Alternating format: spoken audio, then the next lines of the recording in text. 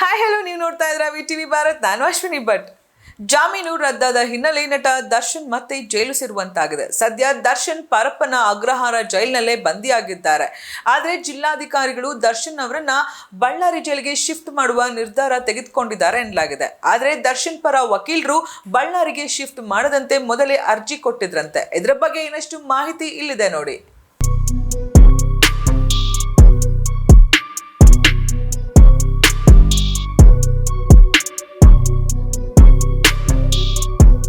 ಈ ಬಾರಿ ಜೈಲಿನಲ್ಲಿ ಬಿಗಿ ಬಂದೋಬಸ್ತ್ನಲ್ಲಿ ದರ್ಶನನ್ನ ಇರಿಸಲಾಗಿದೆ. ಬ್ಯಾರಕ್ನಲ್ಲಿ ಒಂಟಿಯಾಗಿರುವ ದರ್ಶನ್ ಭೇಟಿಗೆ ಯಾರನ್ನೂ ಬಿಟ್ಟಿಲ್ಲ. ಬ್ಯಾರಕ್ ಬಳಿ ಕೂಡ ಬ್ಯಾರಿಕೇಡ್ ಹಾಕಿದ್ದಾರೆ ಎನ್ನಲಾಗ್ತಿದೆ.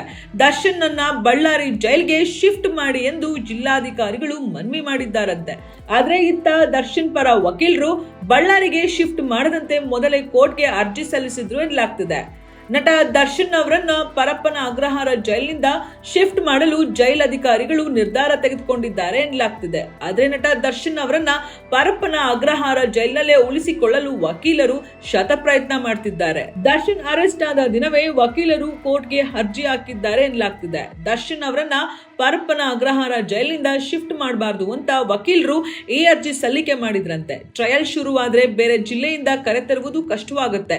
ಹೀಗಾಗಿ ದರ್ಶನ್ ಅವರನ್ನು ಪರಪ್ಪನ ಅಗ್ರಹಾರದಲ್ಲೇ ಇರಿಸಬೇಕು ಎಂದು ವಕೀಲರು ಮನವಿ ಮಾಡಿದ್ದಾರೆ ಎನ್ನಲಾಗ್ತಿದೆ. ಬಳ್ಳಾರಿ ಜೈಲ್ಗೆ ಶಿಫ್ಟ್ ಮಾಡಿದ್ರೆ ಓಡಾಡೋದು ಕಷ್ಟವಾಗುತ್ತೆ. ಹೀಗಾಗಿ ಬೇರೆ ಜೈಲ್ಗೆ ಕಾಮಾನು ಎತ್ತಬಾರದು ಅಂತ ವಕೀಲ ಸುನಿಲ್ ಅವರಿಂದ ಅರ್ಜಿ ಸಲ್ಲಿಕೆಯಾಗಿದೆ ಎಂದು ವರದಿಯಾಗಿದೆ. ಆದ್ರೆ ದರ್ಶನ್ ಅನ್ನು ಶಿಫ್ಟ್ ಮಾಡುವಂತೆ ಇಂದು ಎಸ್ಪಿಪಿ ಮೂಲಕ ಜಿಲ್ಲಾಧಿಕಾರಿಗಳು ಅರ್ಜಿ ಸಲ್ಲಿಕೆ ಮಾಡುವ ಸಾಧ್ಯತೆ ಇದೆ ಎನ್ನಲಾಗ್ತಿದೆ. ಜೈಲು ಅಧಿಕಾರಿಗಳು ಅರ್ಜಿ ಸಲ್ಲಿಸಿದ್ರೆ ನಮ್ಮ ವಾದವನ್ನ ಪರಿಗಣಿಸಿ ಅಂತ ದರ್ಶನ್ ವಕೀಲರು ಮನವಿ ಮಾಡುವ ಸಾಧ್ಯತೆ ಇದೆ.